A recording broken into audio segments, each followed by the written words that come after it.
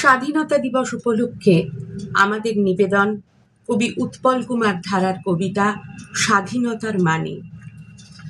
অনেক রক্ত ঝরিয়ে জানি এদেশ স্বাধীন করা, বাগিয়ে কলম লেখেন কবি স্বাধীনতার ছড়া। মাইক মুখী নেতার ভাষণ ঝরায় কতই কথা, সত্যি কি ছাই ঠিক পেয়েছি আসল স্বাধীনতা? ইংরেজরা দেশ ছেড়েছে অনেক বলিদানে, পাই না খুঁজে তবুও আজও স্বাধীনতার মানে। স্বাধীনতার মানের খোঁজে ৭টি সমুদ্র পেরিয়ে গিয়ে ডিঙিয়ে পাহাড় হাঁটছে অনেক দূর।